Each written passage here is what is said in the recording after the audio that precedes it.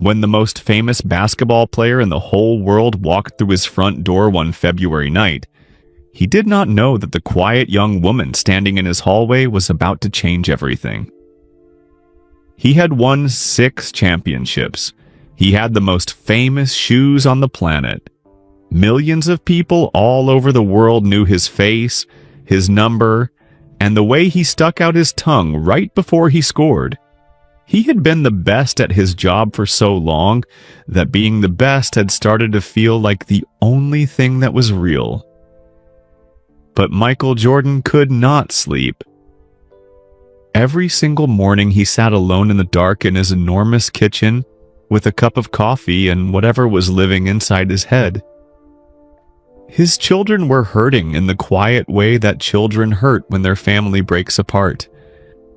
His house was full of people and staff and schedules, and somehow he had never felt more alone in his life. And then she arrived. Her name was Rosalinda Buenaventura. Everyone called her Lena. She was 24 years old. She came from a tiny town in the Philippines called San Juan, where her father went out to sea before the sun came up every morning, and her mother fed the whole neighborhood from almost nothing. She had crossed 14 hours of dark ocean with one small blue suitcase, a broken zipper held together by a safety pin, and a worn photograph of her mother's little house with the red roof tucked inside her jacket pocket. She was not there for adventure. She was not there to meet anyone famous. She was there because her 16-year-old brother Boye had a problem with his heart and could not run or play basketball anymore, and the surgery that could fix him cost more money than her family had ever seen in their lives. So she took the job. She showed up. She did the work. She was steady and quiet, and she never once asked for anything she had not earned. And something happened in that house that nobody predicted. Not the tabloids, not the internet. Not the millions of people who later saw a photograph taken through a playground fence and decided they knew exactly what the story was. They were wrong. What actually happened? What really passed between a girl from Batangas and the greatest basketball player who ever lived, inside the ordinary mornings of one extraordinary year, was something so much rarer than what the world assumed. It started with a song sung in a kitchen on a cold March afternoon. It moved through early mornings and dark windows and small, careful questions that opened doors nobody expected to open. It ended with a shoebox, an old, worn shoebox that had been sitting on a shelf in his study, in the same spot, never moved, for years. A shoebox that Lena had dusted around 100 times and never touched because she understood, without anyone telling her, that some things are not yours to touch. Until the night he placed it on a restaurant table in December and slid it across to her. Inside that box was something that shocked everyone who heard about it. Not the gossip websites, not the people who had invented a love story from a single blurry photograph, but the people who actually knew them. The people who understood what that year had truly cost and what it had built, and who these two people really were beneath the headlines and the fame and the 15-hour flights. Nobody saw it coming. Nobody expected the words that were written on that letter inside the box. And when Lena finally opened it, alone over the dark Pacific going home, it changed not just her life, but the lives of hundreds of families who had come after her.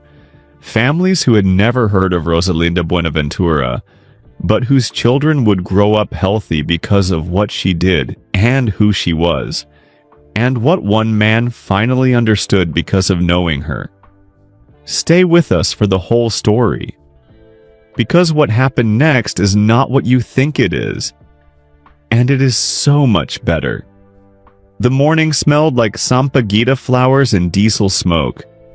Rosalinda Buenaventura stood alone at the airport gate in Manila. She had one small blue suitcase. It had a broken zipper on the side pocket that she had fixed with a safety pin. Inside the suitcase were 4 folded shirts, 2 pairs of pants, a thick sweater she had borrowed from her cousin, and a small plastic bag of dried mangoes that her mother, Nanny, had tucked in at the last second without saying a word. In her jacket pocket was a photograph. It was worn at the edges. The corners were soft from being held so many times. It showed a small house with a red roof and a woman standing in front of it, her mother, Nanny, waving at the camera with a smile so wide it reached all the way to her eyes. Lena had looked at that photograph so many times the colors were starting to fade. She was 24 years old. She was flying to Chicago, Illinois, in America. She did not know anyone in Chicago. She did not have a single friend to call if she got scared or lost or lonely. She had only a name on a piece of paper: Mrs. Dolores Cruz, Household Staffing Agency, and the strong, quiet belief deep in her chest that she was doing the right thing. Lena came from San Juan, a small town in the province of Batangas. If you have never been to Batangas, you should know that it smells like the sea and tastes like good coffee, and the people there are proud and hardworking. And do not complain about hard things out loud, even when the hard things are very hard. Her family was not rich. Her father, Ernesto, was a fisherman. He left before the sun came up every single morning and came back in the afternoon with his arms tired and his boots wet. And if the catch was good, his boat sat low in the water like a heavy smile. Her mother, Nanny, sewed clothes at home and sold banana Q from a small cart outside the school gate every afternoon. Together they made enough to eat, but not enough for the brothers to go to college. Not enough to fix the roof after the typhoon tore 3 ugly holes in it, and the rain came in every time it rained, which in Batangas was very often. And not enough, this was the hardest one, not enough to take her youngest brother Boye to the specialist in Manila. Boye was 16 years old. He had a problem with one of the valves in his heart. The doctors in their town had caught it during a school checkup and handed Nanny a referral letter and a number so large that her mother had folded the paper very carefully and put it in her pocket without showing her face to anyone in that room. Lena had found the paper that night. She had read the number. She had made her decision by morning. She was the eldest. She had finished a 2-year caregiving course in Lipa City. She had passed every exam. She had worked 3 years in Makati taking care of an old man named Don Calixto, who yelled at the television and grumbled about everything and secretly left extra rice in the pot for her every night and pretended he had not. She knew how to be steady. She knew how to show up every day and do good work even when nobody was watching. Mrs. Cruz had called her through a referral and said, "I have a family in Chicago. Very important, very private. They need someone steady, someone who will not talk to newspapers, someone who will not sell stories to magazines. Can you be that person?" Lena had said yes before Mrs. Cruz even finished the sentence. She had not asked how much the pay was. That was the thing about Lena. She was not going to America for adventure. She was not going to see the tall buildings or the famous sights. She was going because Boye was sick. She was going because the roof was broken. She was going because her mother woke up at 4 in the morning every single day. And never once, not once in Lena's whole life, had she ever heard Nanny say that it was too much. Lena wanted to take some of that weight from her mother's shoulders. Even just a little. Even just enough. The plane lifted off at 6:15 in the morning. Lena held the photograph in both hands and watched the lights of Manila go smaller and smaller through the window until there was nothing left but cloud and dark sky. She had made herself a rule. One good cry on the plane. Then she would be strong. She had used her cry the night before, her face buried in her mother's shoulder, Nena's hands moving slowly through her hair, both of them pretending that this was not as hard as it was. So now on the plane she sat straight. She breathed slowly. She looked at the photograph one last time. "I will come back," she whispered to it. "I promise." She put it back in her pocket. She did not take it out again for the rest of the 14-hour flight. When she landed in Chicago, the sky was the flat gray color, and the wind hit her face like something that did not care who she was. She could feel it right through her jacket, cold in a way that Batangas cold never was, a cold with no gentleness in it at all. A driver was waiting in arrivals holding a sign. It said, "Buenaventura."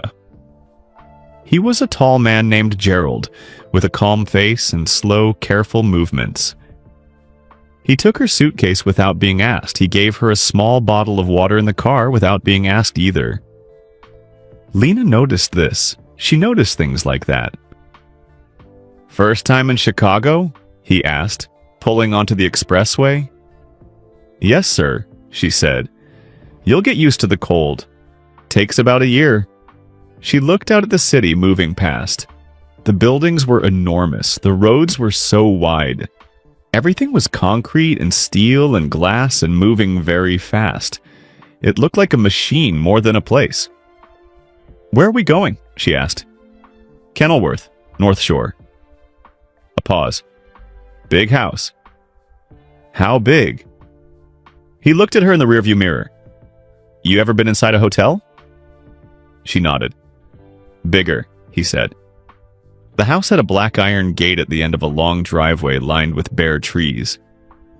It was February and the trees were stripped down to their bones, dark, reaching arms against a white sky.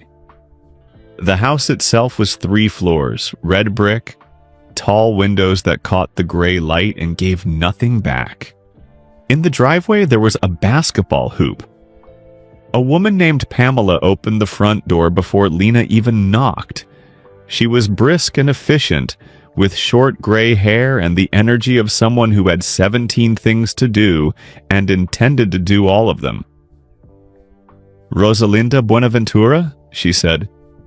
"Lena," Lena said. "Everyone calls me Lena." "Lena? Good. Come in." She was already turning. "Children's schedules are in a binder on the counter. The family is away this week. You have 5 days to settle in before they return." Lena stepped inside. The warmth of the house came around her like a blanket. She had not realized how cold she was until she wasn't. "Whose house is this?" she asked carefully. Pamela turned and looked at her with an expression that said she found this question surprising. "Michael Jordan's," she said. "You didn't know?" Lena did not know. She stood in the middle of an enormous foyer, her small suitcase at her feet, the faded photograph in her pocket, and stared at a framed jersey on the wall. Number 23. Her brother Boye had that number on a poster above his bed.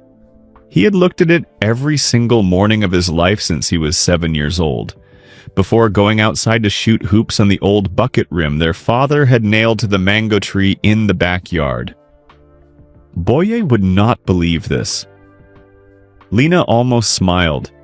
She picked up her suitcase. She followed Pamela down the hall. She did not know yet what this house would ask of her. She did not know yet what it would give her either. She only knew what she had come for and who was waiting for her back home, and that a long way from everything she had ever known, she had work to do. That was enough. For now, that was enough.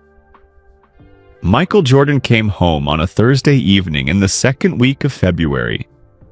Lena heard the cars before she saw them. She was upstairs in the hallway, putting away a stack of folded laundry into the linen closet, when she heard the slow crunch of tires on the driveway below. Then 2 car doors. Then a pause. Then the front door opened, and she heard what she was not expecting to hear in a house this large and this quiet. She heard children. "Dad, Dad?" Small feet on marble, sliding. A sound like pure happiness that has no patience for walking. Lena set down the towel she was holding and stepped quietly to the top of the staircase. She did not go down. She only looked. 2 children, a boy and a girl, had launched themselves across the foyer floor in their socks and were now wrapped around a man who had caught them both at once, one in each arm, lifting them like they were made of nothing. He was laughing. Not the laugh she had heard on television, not the controlled public sound that famous men use for cameras. This was a real laugh. The kind that comes up from somewhere low in the chest and does not ask permission first. She had seen Michael Jordan on television. Every person in the Philippines had seen Michael Jordan on television. Space Jam played every Christmas on Channel 2 without fail. Her brother Boye had memorized every move in that movie. She knew the number 23. She knew the tongue out on the way to the basket. She knew the shoes. But she had not expected him to look like a father. She had not expected the way his entire face changed the moment those children put their arms around his neck. The public face she knew from television, the sharp eyes, the jaw that never relaxed, the careful expression that gave nothing away, all of it was gone. In its place was something younger and also much more tired. A man who, in the middle of all the fame and the noise and the weight of being the most famous athlete on earth, had found 2 small people who were more important than any of it. Lena went back to the laundry. It was not her place to stare. That evening, Pamela introduced her at dinner. The boy was Marcus.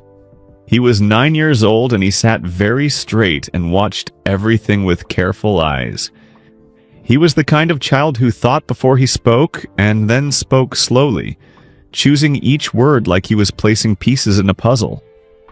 The girl was Jasmine. She was 6.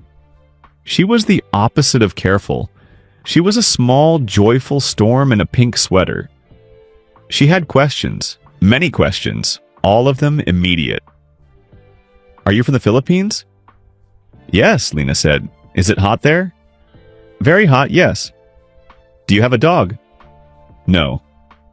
"We have a dog. His name is Comet. He ate my orange crayon last week and then his—" "Jasmine," Marcus said. His voice was flat and patient, the voice of someone who has had to say one name more times than they can count. Jasmine paused for exactly 1 second, then continued anyway. Michael Jordan sat at the head of the table and said very little. He let the children talk. He ate his food, but he was watching. Lena could feel it without looking directly at him, the way you feel weather before it arrives. He had spent his whole career reading people, reading the defense, reading the space between where someone was and where they were about to go. He was doing that now, quietly, and she was the thing he was reading. She did not mind. She had worked 3 years for Don Calixto in Makati, and Don Calixto had been suspicious of every single person who entered his home, including the mailman and once memorably, his own nephew. Lena knew how to be steady under a watching eye. She moved calmly. She served the food that Douglas the cook had prepared. She smiled at the children as they spoke to her. She did not perform. She did not try. After dinner, Pamela found her in the kitchen. "He will test you," Pamela said. Not unkindly. more like a weather report, factual. Not because he wants to, he does not mean to do it, but he is very careful with these children, and the last person in your position left after 2 months. Why did she leave? Lena asked. Pamela looked at her steadily.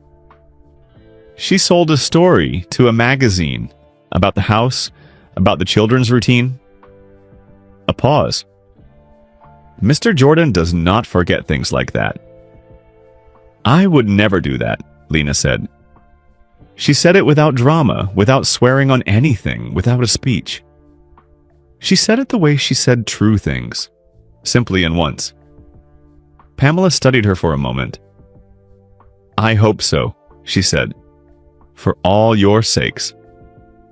The testing came the way Pamela had said it would. Small and quiet. Michael would ask Jasmine in the evenings what she and Lena had talked about that day. Jasmine, being 6 and having no internal filter of any kind, would tell him everything in complete detail, including things Lena had said, things Lena had sung, and one time a full description of the face Lena made when Comet the dog sat on her foot without warning. Lena knew this was happening, so she was always honest, always careful, always exactly herself. She read Jasmine her stories. She helped Marcus work through his math homework at the kitchen table, slowly without rushing him. She learned that Marcus hated being rushed more than he hated almost anything else. She learned that Jasmine was afraid of the dark but would never say so out loud, and that the way to handle it was to leave the hallway light on and never mention it directly. She learned that both children, underneath the noise and the books and the questions, were carrying something heavy. Their parents had separated the year before. Lena did not know the details, and she did not ask. It was not her place to ask, but she could see it in small, specific moments. The way Marcus sometimes sat holding his phone and looking at the screen, waiting for a call that was 10 minutes late, and then 20. The way Jasmine pressed herself against Lena's side during bedtime stories and held on a little too tight, like she was checking that something solid was still there. The way both children, whenever their father walked into a room, looked at him. A quick checking look, like they needed to confirm with their own eyes that I was real and present and not going anywhere. It was a lot to carry. For children that small, it was a very large thing. Michael Jordan did not sleep well. Lena knew this because of the kitchen. Every morning she came downstairs at 5:30 to begin the day's preparations. On the first morning, she walked into the kitchen and stopped short because she nearly walked into him.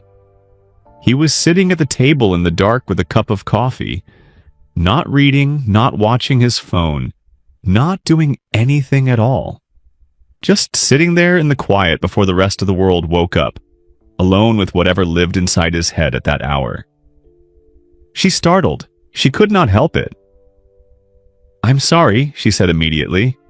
"I didn't realize you were—" "It's okay."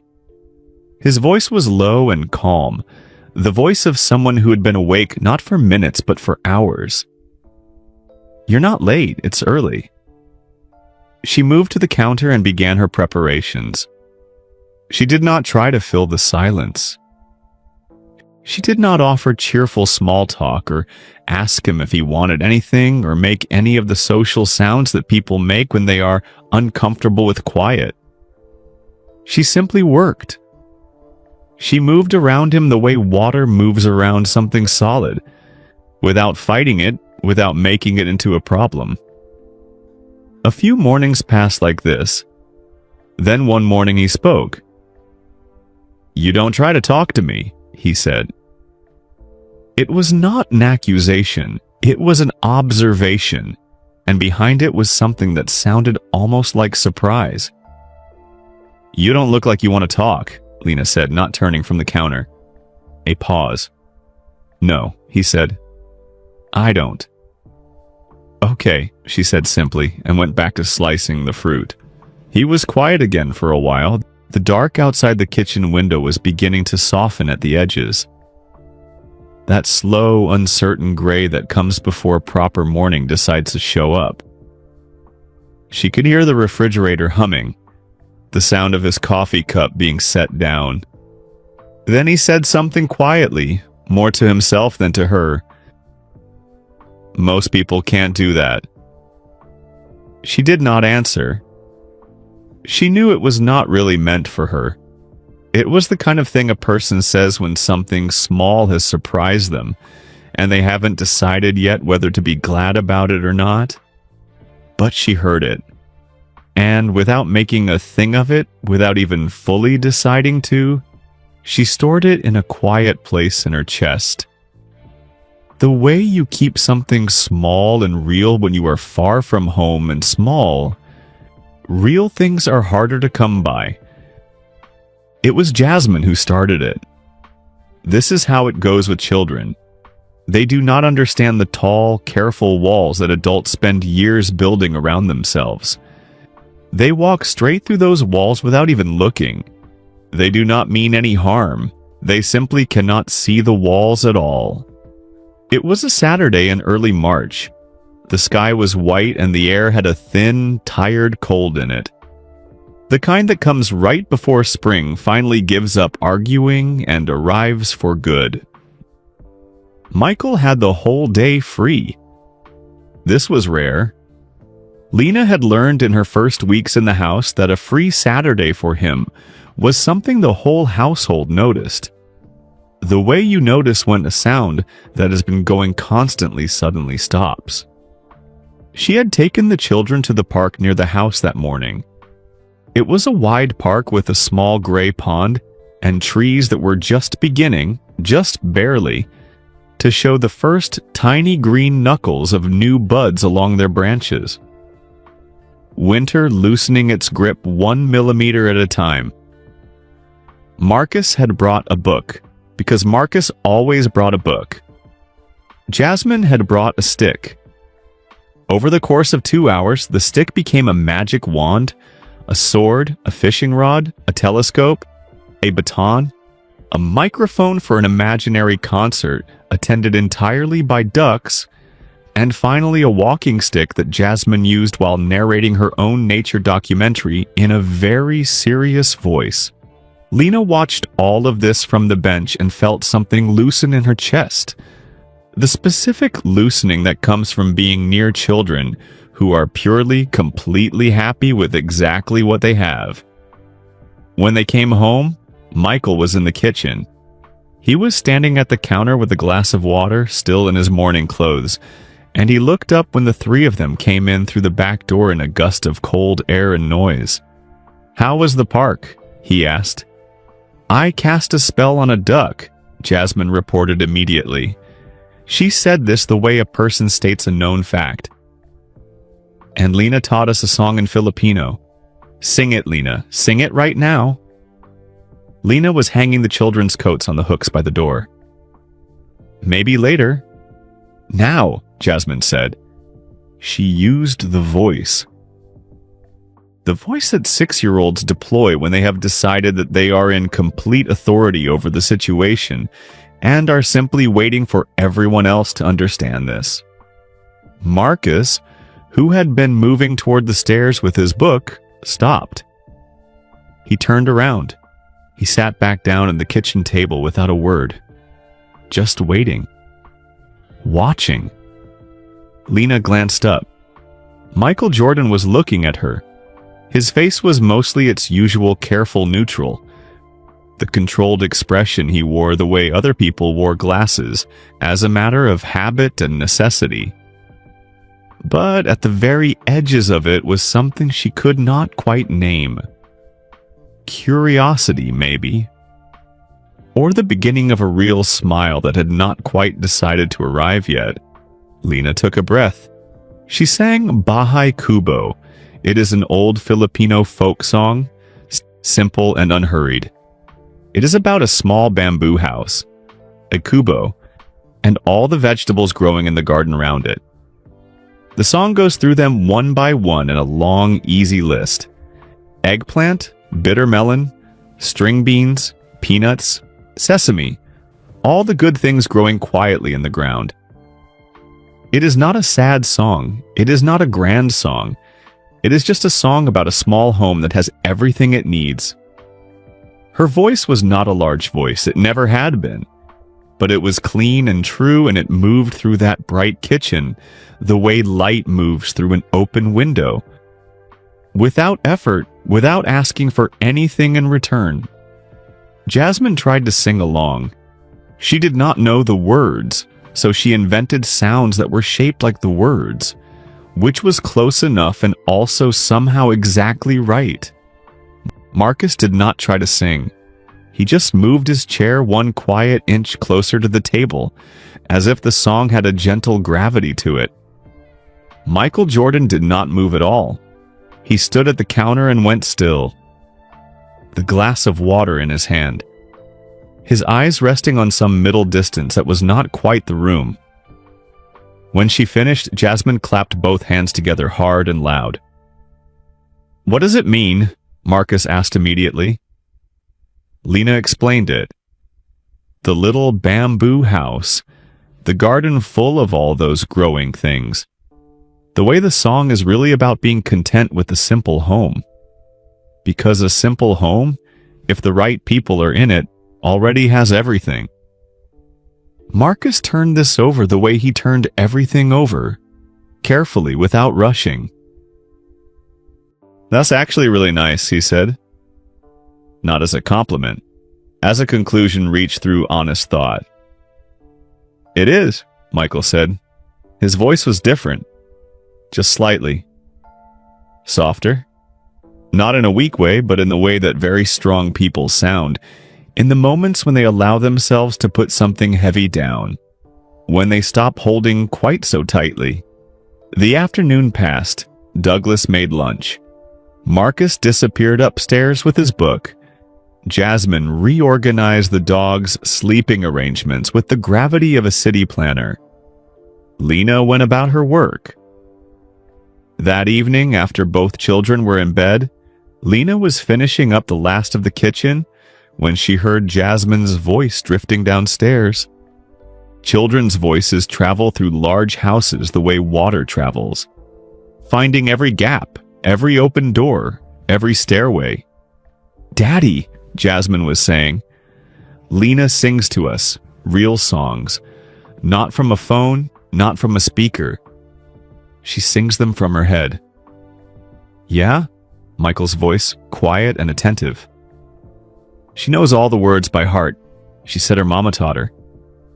A small pause. "Her mama's far away. She showed me the picture. A little house with a red roof. She looks at it a lot." A longer pause. "She misses her mama," Jasmine said simply. "I could tell." "How could you tell?" Michael asked. Downstairs at the sink, Lena had gone completely still, a glass in her hand that she was no longer washing. Her breath caught without her meaning to catch it. "Because," Jasmine said, with the total, unshakable certainty of a child who understands feelings more clearly than she understands almost anything else in the world, "she holds the picture the same way you hold the picture of Grandma." Lena closed her eyes. She had not known Jasmine was watching. She had not known the child had been paying that quality of attention. There was a feeling in her chest. Not quite embarrassment, not quite sorrow. The feeling of being seen without choosing to be seen. The way it arrives behind your ribs and simply stays. She heard Michael say goodnight to Jasmine. She heard his footsteps on the stairs, slow, deliberate, the steps of a man walking and thinking at the same time. She expected them to keep going down the hall. They stopped at the kitchen door. She kept her back to him. She went back to washing the glass she had not been washing. She heard the small sound of him leaning against the doorframe. "That song you sang today," he said. Yes? She did not turn around. My kids haven't looked that easy in a long time. A pause. 2 full beats of silence. Thank you. She turned then. He was in the doorway, arms loosely crossed, watching her with that direct and level gaze that she now understood was simply how he looked at things he was taking seriously. It was not intimidating. It was just honest. Completely honest. They are very good children, she said. It is easy to be kind to them. He nodded. Something moved in his face, deep and slow, the way something moves far below the surface of still water. Barely visible. But there. Your family, he said. Back home. Are they all right? The question surprised her. Not the words. The words were ordinary.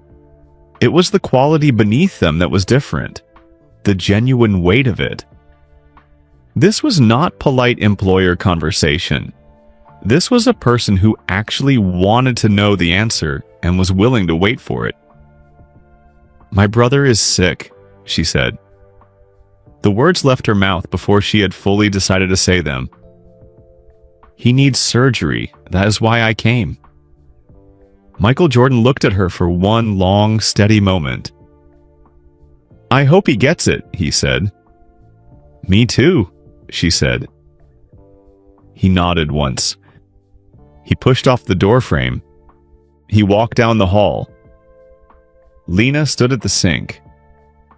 She thought about how strange it is, how a person can stand alone in a foreign kitchen on a cold March night, and then, in the space of 4 sentences, be somehow, just slightly, just barely less alone. It was a strange feeling, small and real. She did not know what to do with it, so she finished washing the glass, dried it, put it away, turned off the light, and went upstairs. She was practical, Lena. She had always been practical. But she lay awake a little longer than usual. And in the room above her, she was fairly certain, so did he. Spring came to Chicago the way it always does. Sneaking in slowly, then pulling back. Then sneaking in again like a shy person who keeps almost entering a room, but changes their mind at the last second. One morning the air would smell like cold mud and something green trying to push up through it. The next morning there would be a thin sheet of ice in the car windows again, and the trees would look just as bare and patient as they had in January. Then the day after that, without warning, the sun would come out strong and the whole city would tilt its face up toward it with a kind of desperate gratitude that you only understand if you have spent a winter in Chicago.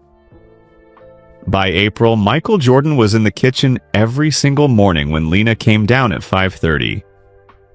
It was no longer a surprise. It had stopped being a surprise sometime in the middle of March without either of them noticing the exact moment it changed. It had become simply a part of the morning, a fixed thing, like the sound of the refrigerator humming and the darkness outside the window, softening by degrees from black to navy to gray. He was there with his coffee. She was there beginning her work. The kitchen held them both without comment. They did not talk much at first. Lena had spent most of her working life learning the particular skill of being present without being intrusive. Good household staff knows how to move through a space without disturbing it. How to be useful and invisible at the same time. She had learned this working for Don Calixto in Makati, where the wrong sound at the wrong hour could set the old man off for the rest of the day, and she had gotten very good at it. At reading a room, at understanding when silence was being used as shelter and when it was simply quiet. But Michael Jordan was not someone who treated people like furniture. He had grown up in Wilmington, North Carolina. His father, James, was the kind of man who could fix any machine and talk to any person and make both tasks look equally easy. His mother, Dolores, was the kind of woman who could hold an entire household together with one hand and still have capacity left over.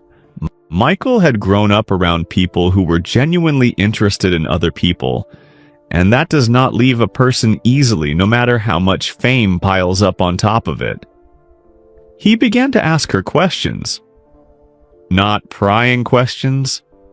Not the kind that push into corners. The kind that open a small door and then simply stand back and wait, without pressure to see if you want to walk through. What did you do before this? She told him about Don Calixto, the old man's magnificent bad temper.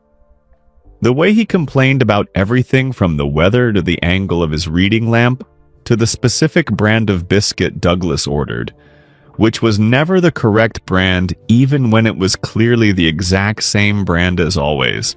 She told him about the morning she left, how Don Calixto pressed an envelope of money into her hand without looking at her face, and told her gruffly that she had been acceptable, which she had understood to mean irreplaceable. Michael laughed, a real one. The laugh from low in the chest, the one that doesn't ask permission first. Lena found herself smiling at her cutting board without having decided to. "What's funny?" she said. "That's exactly how men like that work," he said. "They can't say the real thing, so they find the nearest word that won't cost them anything and they say that instead." Lena considered this. "Do you do that?" she asked. A pause. "Just long enough to be honest." "Sometimes," he said. She nodded slowly, and the way she nodded when something confirmed a quiet suspicion she had already been holding for a while. He told her things in those mornings, too. Not the famous things. Not championships or records or the stories the whole world already knew by heart. The ordinary things. The things that famous people rarely get to talk about because no one around them believes those things are interesting enough, which is its own particular kind of loneliness. He told her he missed playing cards with his father. Just the two of them, a small table, a worn deck of cards, his father's voice filling up the room without effort. He told her that Chicago in April, that particular slant of morning light on the lakefront, still did something to him that no other city managed, even now, even after everything. He said this quietly and did not explain further, and she understood that some feelings don't need explaining. They just need one person willing to hear them said out loud. He told her Marcus had recently announced an interest in biology. "Out of nowhere," Michael said. "Just came downstairs one day and said he wanted to understand how cells work. Like he'd been thinking about it privately for a year and had finally decided to let someone know." "That sounds exactly like Marcus," Lena said, without hesitation. Michael looked at her. Something in his face was quietly pleased, not surprised, just pleased. That she had understood his son so precisely without needing it spelled out. She told him things too. She told him about the Sunday market in Batangas. The noise of it before you even turn the corner. Vendors calling, the solid thud of fresh fish laid on ice, the smell of ripe mangoes and hot garlic, and the Pandesal bakery 3 stalls down that always had a line even before it opened. She told him about her father coming in from the sea in the mid-afternoon, his boots heavy with water, the boat sitting low when the catch was good and riding light and silent when it wasn't, and how she could tell from the kitchen window which kind of day it had been before he even opened the yard gate. She told him about her mother's cooking, how Nana could make something real from almost nothing, how the whole neighborhood knew this, and so people appeared at the door around dinner time carrying whatever they had, 3 tomatoes, a handful of okra, the last quarter of a chicken, and Nana would take it all in without ceremony and make something from it that fed everyone at the table, and somehow still tasted like it had been planned from the very beginning. Michael listened to all of this the way he listened to everything, completely without interrupting, his eyes steady and present. "She sounds like somebody," he said when she finished. "She is somebody," Lena said simply. She said it without any decoration in her voice. "The way you say things you have never once doubted." One morning in the last week of April, he came in, set his coffee down, and said without preamble, "Your brother, the surgery. Has it happened yet?" Lena looked up from the stove. The question landed with a small jolt because she had mentioned it once, weeks ago, and had never raised it again. She had not expected him to have kept it. "Not yet," she said. "I am still saving, maybe 3 more months." He said nothing for a moment, just held his coffee with both hands. "What's the problem with his heart?" he asked. "A valve. It doesn't open the way it should. He is 16. She paused. "He gets very tired. He cannot run, cannot play sports. That is the hardest part for him. He loves basketball." Something crossed Michael's face, private and quick, there and gone. "How old was he when he started?" he asked. 7. He used the rim from an old plastic bucket his father nailed to the mango tree in the backyard. That was his first hoop. She hesitated for just 1 second. "He has your poster on his wall. He has looked at it every morning since he was 7 years old." The corner of Michael's mouth moved. Not quite a smile. Something quieter and more real than a smile. "Tell him," Michael said, "that the mango tree hoop is a good start." Lena looked at him. He was not joking, but he was not being entirely serious either. He was somewhere warm between the two, the specific warmth of a very confident person, becoming almost shy about the exact thing that moves them most. "I will tell him," she said. She turned back to the stove. He picked up his coffee. Outside the kitchen window, the gray light was changing, going gold at its edges, slow and certain. The first real gold of a real April morning, finally deciding it was allowed to stay. Neither of them said anything more, but something that had been one quiet thing was, in the accumulated weight of those small early mornings, the coffee and the cutting board, and the ordinary words passed back and forth like bread at a table, slowly and without anyone's permission becoming something else. Neither of them had named it. Neither of them had planned for it. But names and plans had nothing to do with it. It simply was what it was. And outside, for the first time since February, Chicago was warm. It was Pamela who first noticed. Pamela had worked in high-profile households for 22 years. She had managed staff for a senator, 2 CEOs, and 1 very difficult Hollywood director, whose name she was legally not allowed to say out loud in any professional setting, and possibly not in private either. She had seen a great many things. She was not a romantic person by nature, but she was an accurate person. She observed things and filed them away and drew conclusions from them, and her conclusions were almost always right. She noticed that Mr. Jordan was staying in the kitchen longer in the mornings than he used to. 15 minutes had become 40. 40 had become an hour. She noticed that he knew specific things about Lena's family: the brother's name, the province, the surgery, the mother who fed the whole neighborhood. Details that in 6 years of working for him, she had never once heard him know about any member of his household staff. She noticed that Lena, who had arrived in February with the careful, practiced invisibility of someone who had spent years learning to take up as little space as possible, was slowly, almost without realizing it, becoming more herself. A little more laughter. A little more willingness to have an opinion. A little more present in every room she walked into.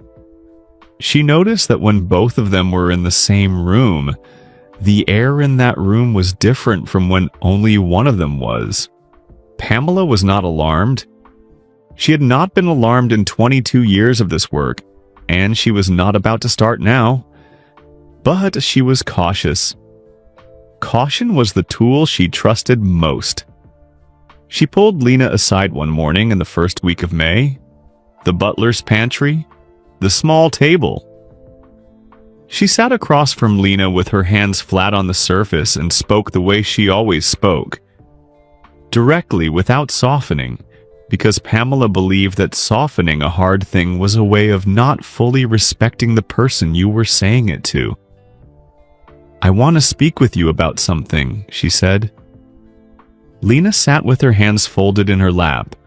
Her face was calm and attentive. She did not fidget. She did not look away. "I have been in this work a long time," Pamela said. "And I have watched things go wrong when the lines that exist in this kind of work get blurred. Those lines exist for reasons. Good reasons. Not because of money or status or any of those things people assume. But because blurred lines in a house like this can hurt everyone inside it. Including you." Lena said nothing. She waited. "I am not making an accusation," Pamela continued.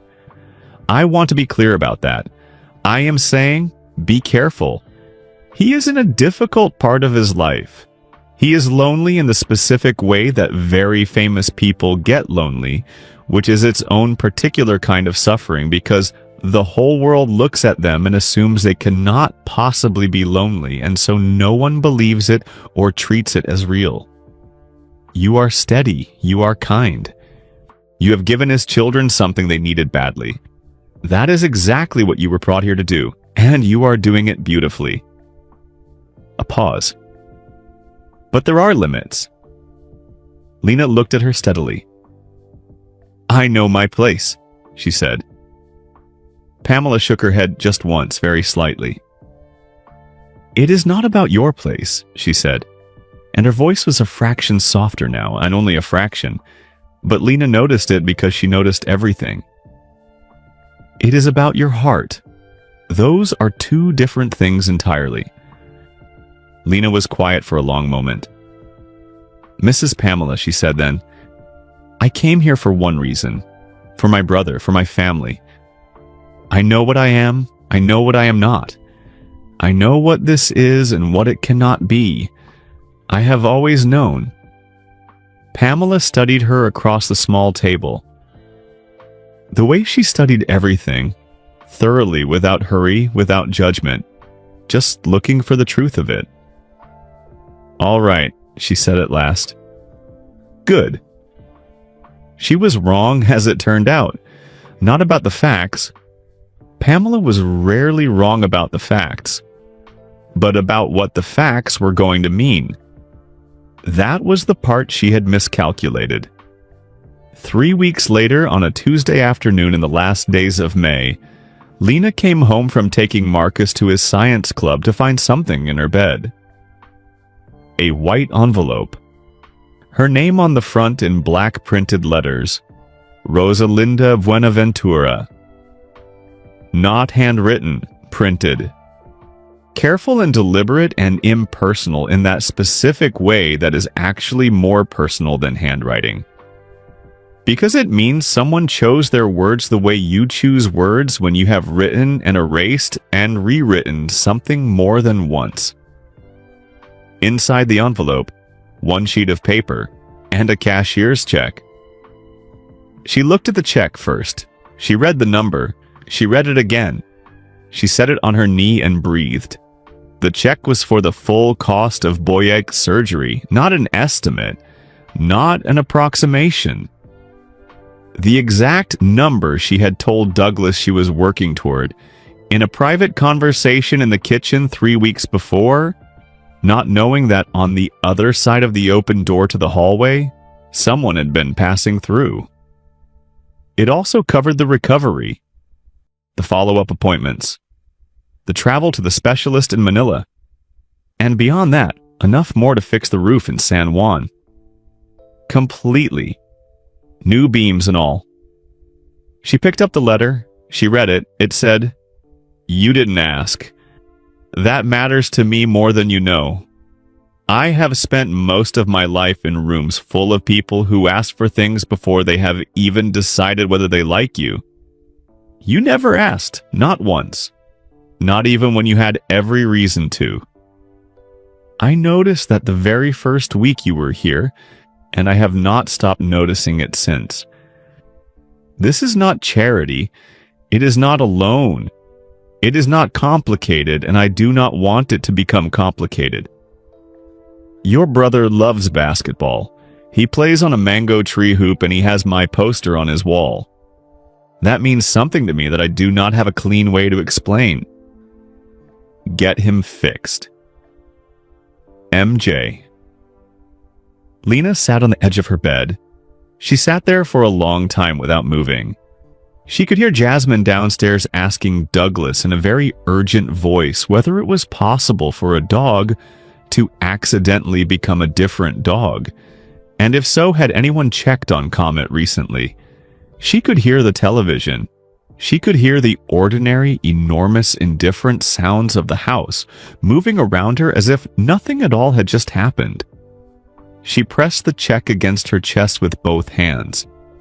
She thought about Boye at 16, lying down before noon because his heart would not give him more than that. Watching other boys run across the court from a window, she thought about what her mother's face would do when Lena called and told her. She had been imagining that phone call for 10 months. What words to use, how to make it real for Nana without making her cry too hard. She thought about the roof, the 3 holes her mother covered with old tarpaulin when the rain came and pretended were not there when it stopped. She put her hand over her mouth. She cried silently. The specific silence of someone who has trained themselves not to let sound out, who cries from somewhere deep in the throat and the chest and keeps all of it internal, because there are children in the house and she would not frighten them and she would not perform her grief for anyone. She cried for perhaps 4 minutes, then she stood up. She went to the bathroom. She washed her face with cold water until her eyes were only slightly red and she was steady again.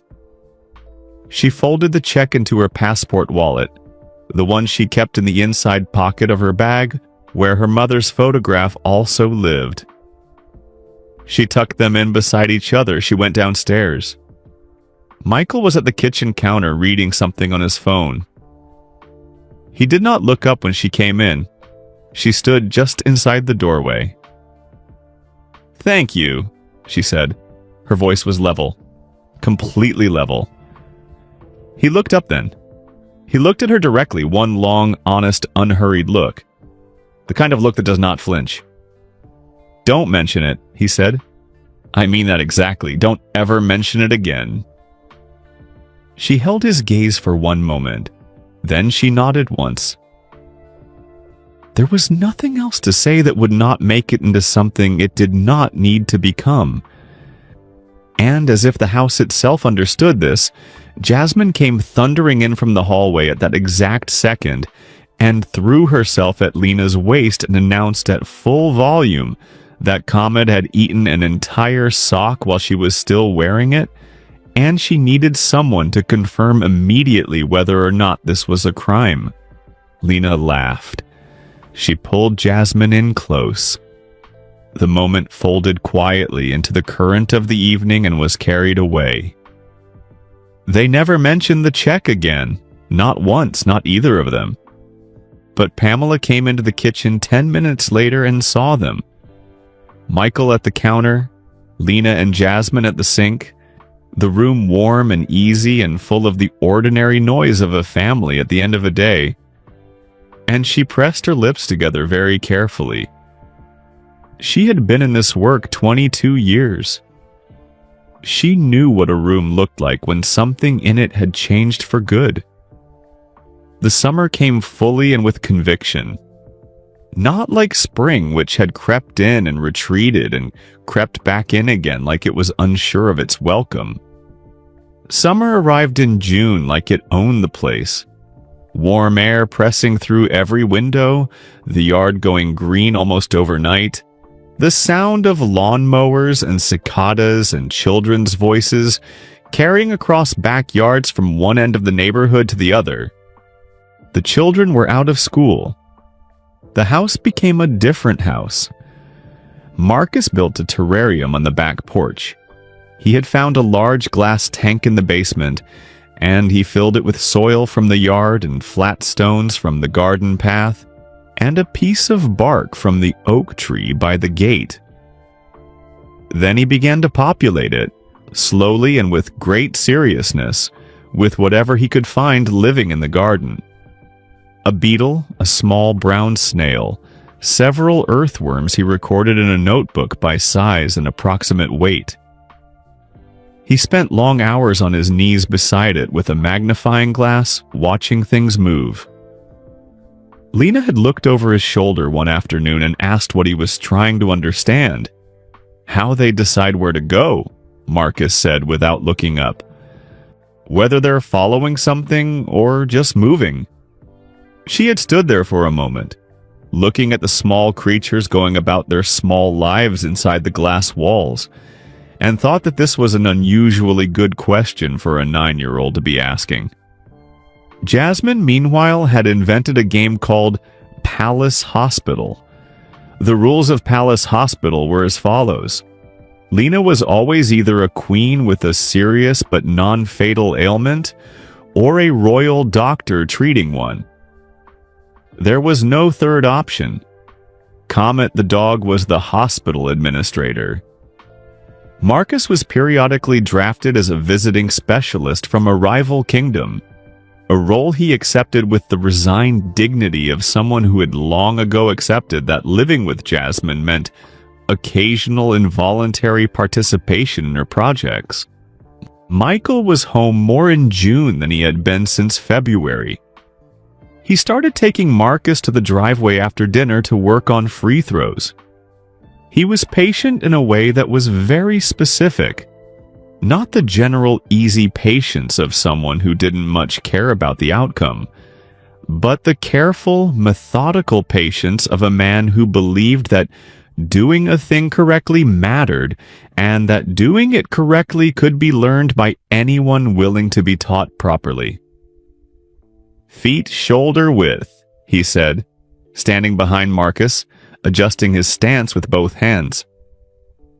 "Bend your knees a little, elbow in. You're letting it drift out. See that? Bring it back." He demonstrated in slow motion. "The ball should rotate backward when it leaves your hand." Backspin. That's how you know the release was right. Marcus listened to all of this with total concentration. He was not naturally built for basketball the way his father had been built for it. He did not have the instinct, the read, the fluid animal ease that Michael had possessed since childhood. But Marcus had something else. He had precision. He had patience with himself. He had the ability to repeat the same motion 40 times in a row without getting frustrated, adjusting each time by one small degree, like a scientist running the same experiment with a single variable changed. From the kitchen window, Lena watched sometimes. She did not set out to watch.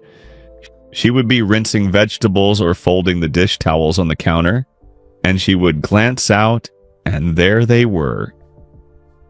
The tall man and the small, careful boy in the long, gold light of a June evening. The ball going up and coming down, Michael's voice low and steady. Marcus nodding and trying again. She would watch for a minute and then go back to what she was doing. She told herself she did not make a habit of it. This was not entirely true. In July, a question came that she had not been expecting.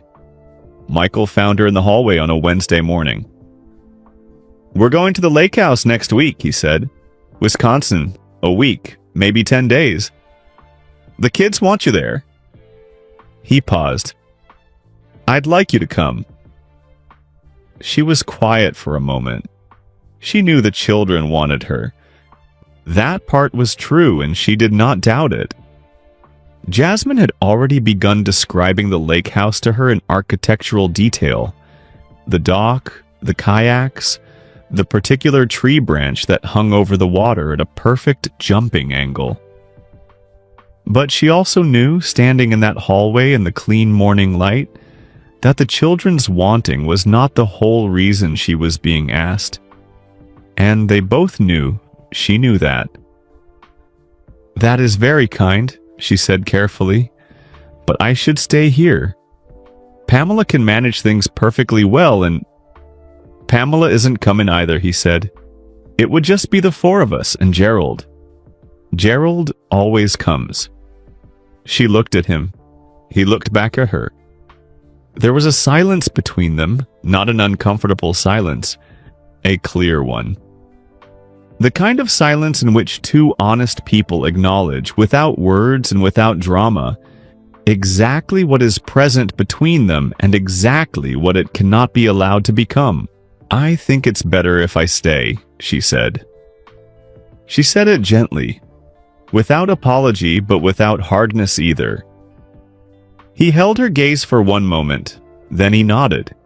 He did not argue, he did not push. He did not try to reframe the question or come at it from a different angle. This was one of the things she had come to understand about him. Underneath all of it, underneath the famous drive and the famous will that had made him the greatest basketball player who had ever lived, there was something in him that fundamentally respected the truth of a situation. He did not pretend that what she said was not what she meant. "Okay," he said, and that was all. They left the next morning. Gerald loaded the SUVs. Jasmine appeared at the top of the driveway in her swimsuit at 7 in the morning, on the grounds that she intended to be ready.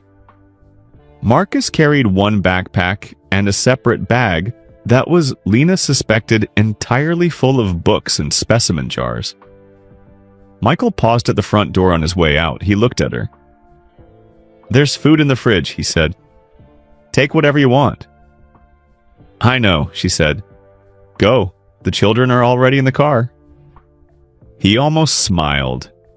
Then he went. The house went completely quiet. Lena stood in the center of the big kitchen for a moment and listened to the silence the way you listen to a piece of music after it ends. Then she made herself a cup of tea, sat down at the kitchen table, his usual chair, without meaning to sit there, realizing it only after she had already sat, and called her mother. Nina answered on the second ring.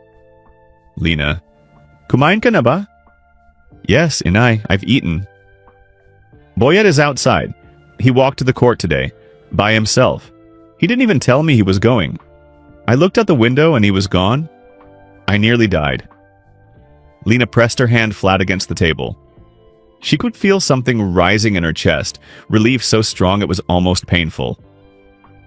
"How far?" she managed. 3 blocks, Nina said. "He came back tired, but he was not. He was fine." "He is fine, Lena. He is getting fine." She sat with this for a long time after she hung up, the quiet house around her, the tea cooling in her hands. She thought about what she knew to be true. She was fond of him. She could no longer pretend otherwise, even to herself. And she had never been very good at pretending to herself anyway. Fond was the right word. Fond in the way that specific people earn fondness, not through effort or performance, but simply through the accumulated weight of being genuinely, consistently themselves. A man in a dark kitchen at 5 in the morning, A man pressing money into an envelope and printing her name in careful black letters so the act could be impersonal even when it was the most personal thing she had experienced in years. A man patient, with his son in the long evening light, adjusting a small elbow back into alignment, saying, "Try again." She was fond of him, and she knew with the same clean certainty her mother had passed to her, along with her face and her hands and her way of standing, that the fondness was not nothing, but it also could not become anything. Not because of money, not because of fame, not because the world would be vicious about it, though it would be, but because she had come here for a reason, because her people were in San Juan and they were waiting, and they needed her to stay who she was, because she was Rosalinda Buenaventura and she knew herself, and knowing yourself is not a limitation. It is the thing that holds you upright when everything else pulls sideways. This was not a sad conclusion. It was a true one. And true things, even when they cost you something, feel steadier under your feet than beautiful things that are not true. She sat with it until she was sure of it. Then she got up, put her cup in the sink, and went to clean Jasmine's room, which as always looked like a small, cheerful explosion had recently occurred. The family came back on a Sunday. Jasmine came through the front door dragging a canvas bag so heavy with lakeshore rocks that it left a scraping trail across the marble floor. She talked without pause for what Lena counted, silently and with affection, as 37 minutes. Every detail, the kayak, the jumping tree, the fish Marcus had held and then released, the exact temperature of the water on each day. Marcus came in behind her and waited for a gap in the noise. When one appeared, he held out his phone and showed her a photograph he had taken from the end of the dock at sunset. A spider's web strung between two posts, every thread lit gold and trembling. "Marcus," she said, "that is beautiful." "I know," he said quietly. Not proudly, just accurately.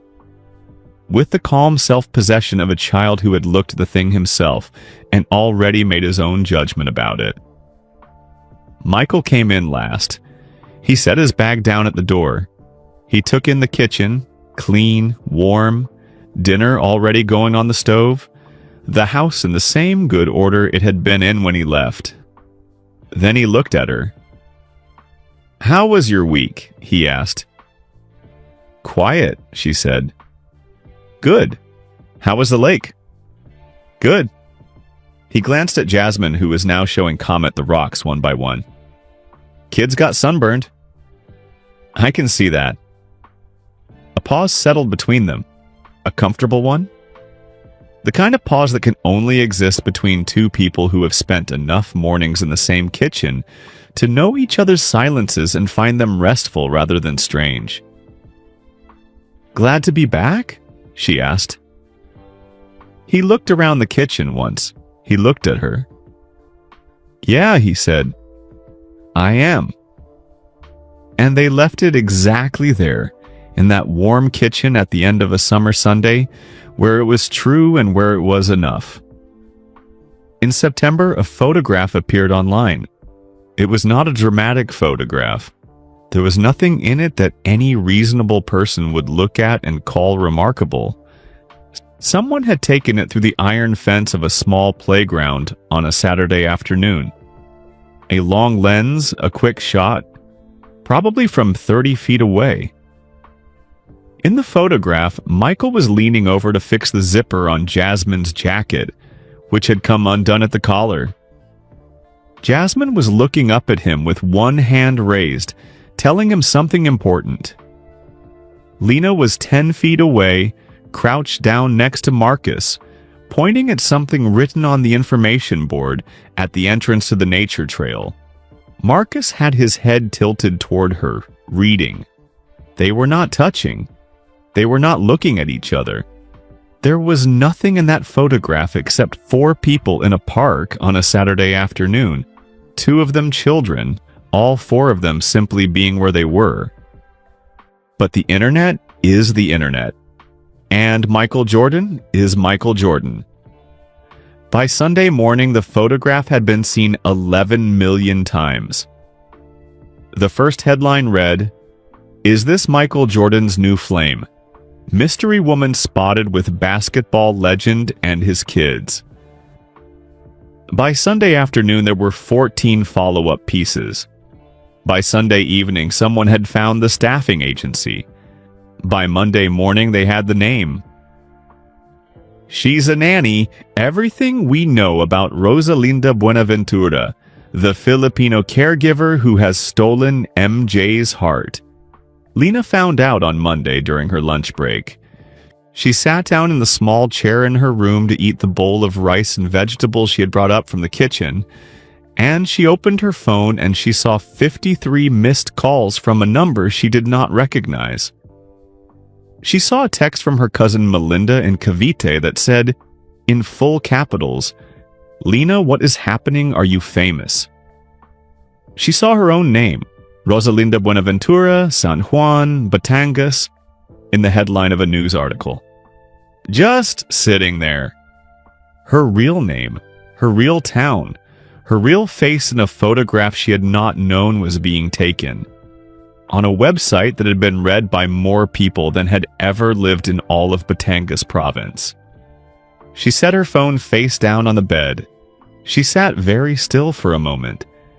She breathed in through her nose and out through her mouth, the way she had learned to breathe when things became larger than expected. She had known somewhere in the back of her mind that this was a world where private things did not stay private for long. She had known it the way you know something is dangerous before it has actually hurt you, at a careful distance as a fact rather than a feeling. She knew it now as a feeling. It had a physical quality to it, like cold water tipped suddenly down the back of your collar. The shock of it. The exposure. She picked up her bowl of rice. She finished her lunch. Then she went to find Pamela. Pamela was already at the kitchen table with 4 printed articles in front of her, reading through them with the concentrated calm of a woman who had managed crises in high-profile households for 22 years and had decided somewhere early in her career that the worst thing you could do in a crisis was allow it to feel bigger than it actually was. "Sit," Pamela said without looking up. Lena sat. "I need you to understand 3 things," Pamela said, turning to look at her directly. "First, this is not your fault. Not any part of it. Second, this will pass. Everything passes. The internet has the memory of a goldfish when something newer comes along, and something newer always comes along. Third, and most important, your job from this moment until the story disappears is to make sure those 2 children do not feel 1 single degree of instability in this house. They are not to know the extent of what is happening. Not yet. Can you do that?" "Yes," Lena said. "Good. You speak to no journalist, no stranger, no person you did not know before this week. All inquiries go directly to the household's legal office. Their number is on the card I'm going to give you. If anyone approaches you, on the street, at the school gate, anywhere, you say nothing and you walk away. Yes?" "Yes." "Good." Pamela slid a business card across the table. "This will be over in 4 days. I have seen this before." She was right, as it turned out, but the 4 days were not easy. Michael knocked on her door that evening. She heard the quiet knock, and she knew it was him before she opened it. Not because of the sound, but because of the particular quality of the pause before it. the way a person who is genuinely worried about someone stands outside a door for a moment before they knock. He was in the hallway in a gray shirt, his arms loose at his sides. She had learned to read his face well enough by now to know that what was on it was not anger. It was something more complicated than anger. It was the face of a man carrying guilt and frustration, and something fiercely protective, all three at once, and working hard not to let any of them get louder than the others. "Are you okay?" he asked. "I'm fine," she said. "Are the children okay?" "They don't know the full extent of it yet. We'll tell them something simple, age-appropriate." He paused. "Lena, I'm sorry. This is because of me, because of who I am. You didn't come here for this." "I came here to work in a high-profile household," she said. "Pamela told me at the beginning what that could mean." "This is different," he said. "Yes," she said honestly. "It is different." He leaned against the wall beside her door. He looked tired in a very specific way. Not the tiredness of someone who hadn't slept, but the older, deeper tiredness of a person who had spent 30 years being famous and had never fully found a way to carry the weight of being a public object as well as a private human being at the same time. "It's not true," he said. "What they're saying about us being—" He stopped. He pressed his jaw. "It's not true." She looked at him steadily. "I know it isn't true. You know it isn't true. The people in this house know it. The people who matter know it." She paused. "The others, I cannot manage what they think. Neither can you. You have known that your whole life, and you still know it now." He was quiet for a moment. "I've been doing this for a long time," he said. "The public thing. And you're handling this better than people I know who've been inside it their whole lives." "I have something they might not have," she said. He waited. "I know exactly why I am here," she said. "I know what I came for and what I am doing and who is waiting for me at home." When a person knows those things clearly, they are harder to knock over. He looked at her for a long, steady moment. "My kids are lucky," he said quietly. "Having you." "They are very good children," she said. "It has never been hard to be here for them." He nodded once. He pushed off the wall. He went back down the hallway, his footsteps slow and even on the floor. She closed her door. She stood with her back against it for just a moment, in the quiet of her small room with her mother's photograph on the nightstand and the business card from the legal office in her hand. And she breathed. The story ran for 4 days. Then a politician said something outrageous and the cameras all swung in a new direction, the way cameras do. And the story about the Filipino nanny and the basketball legend became yesterday's headline and then last week's and then simply gone, dissolved back into the enormous ocean of noise from which it had briefly surfaced. But in San Juan, Batangas, for those 4 days, Nena Buenaventura's phone did not stop ringing.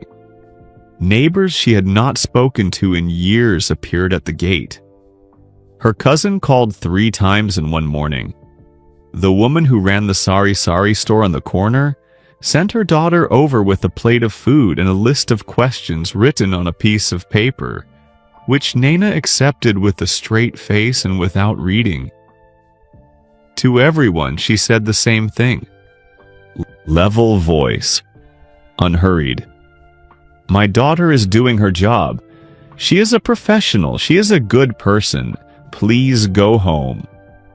And when they had all gone home, she sat down at her kitchen table in the house with the new red roof and she called Lena. "Kumain ka na ba?" she said. "Oo, inay," Lena said. "I've eaten." "Good," Nena said. Then, after a pause, Tell me the truth. Not the truth about the headlines. Nana was not interested in headlines. She meant the other truth. The true truth. Lena was quiet for a moment, then she told her. Not everything, but enough. The mornings, the coffee, the careful questions, the envelope, the check.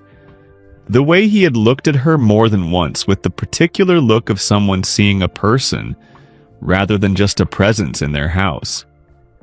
Nana listened to all of it without interrupting. When Lena finished, there was a silence on the line. The kind of silence that a wise woman takes when she is not going to waste her words.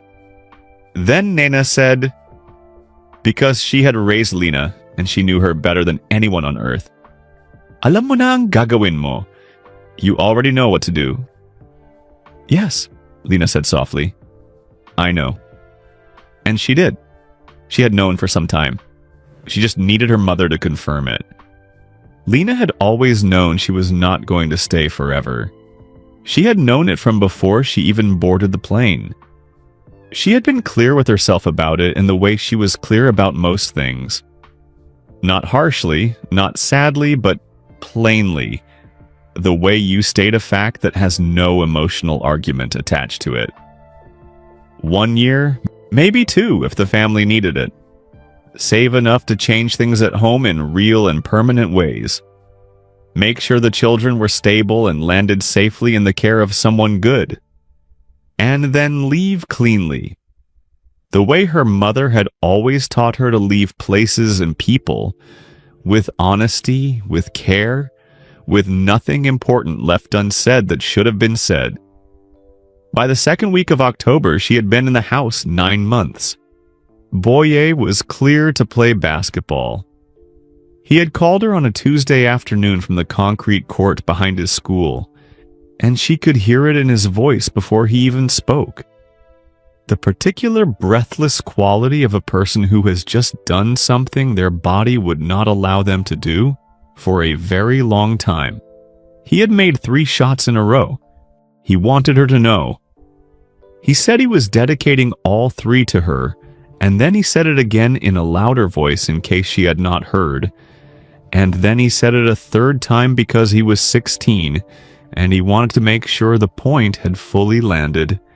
She had stood in the upstairs hallway of that enormous Kenilworth house with her back against the wall, and her eyes pressed shut, listening to her brother's voice, and felt something complete itself inside her chest. Something that had been wound tight for a very long time releasing, quietly, all at once. The roof was fixed too.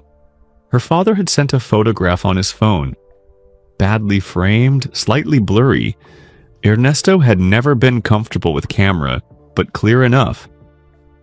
The new red roof, bright and solid, gleaming in the Batangas sun.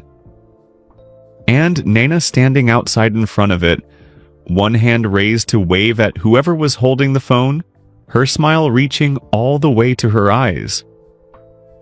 It looked almost exactly like the old photograph, the worn one that Lena had carried across the Pacific in her jacket pocket. She held both photographs side by side for a long time. The old and the new.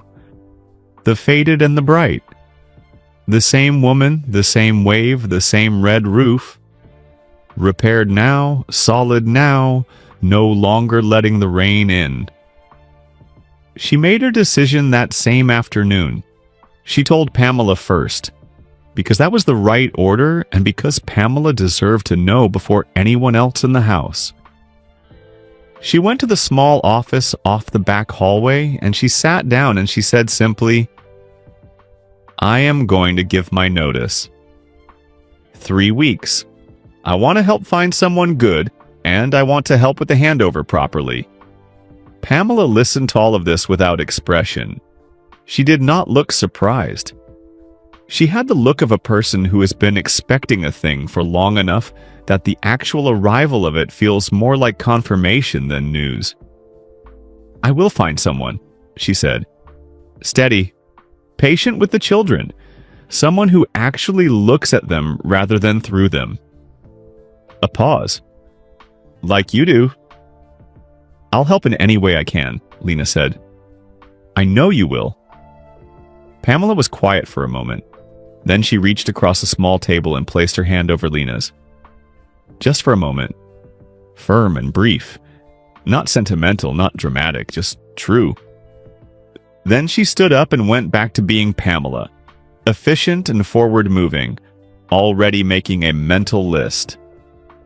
The harder conversation was with the children. She chose a Saturday morning. She made hot chocolate for both of them. Real hot chocolate, stirred on the stove, not from a packet.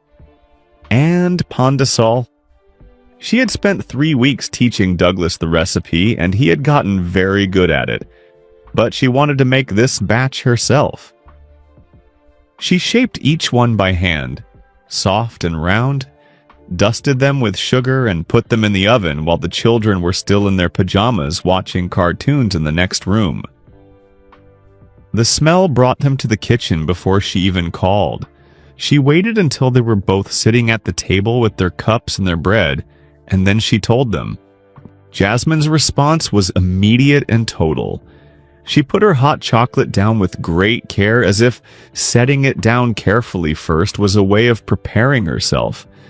And then she climbed off her chair and climbed directly into Lena's lap and pressed her face into the side of Lena's neck and said, "No," 3 times in a row.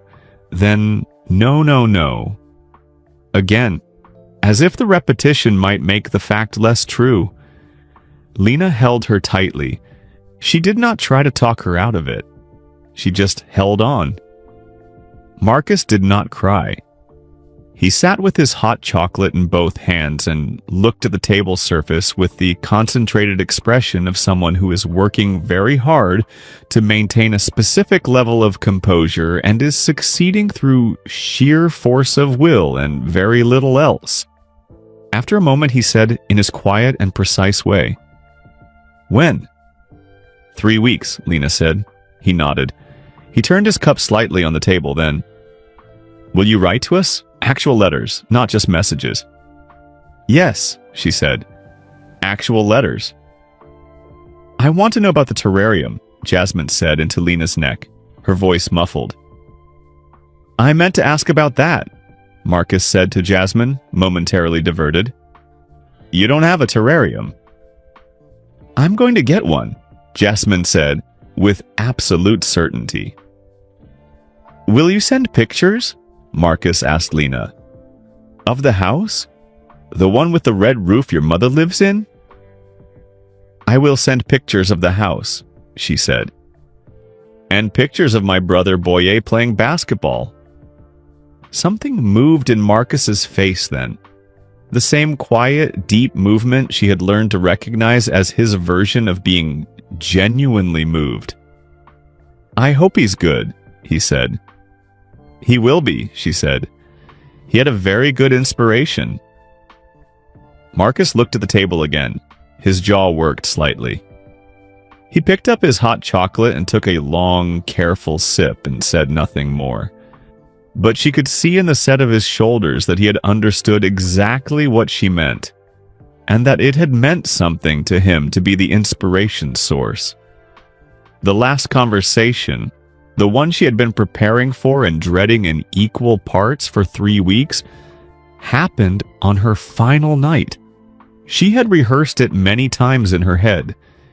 In every version, she was calm and clear and professional, and said exactly the right things in exactly the right order. Every version was tidy. What actually happened was not tidy. She came downstairs at 9 o'clock after the children were in bed.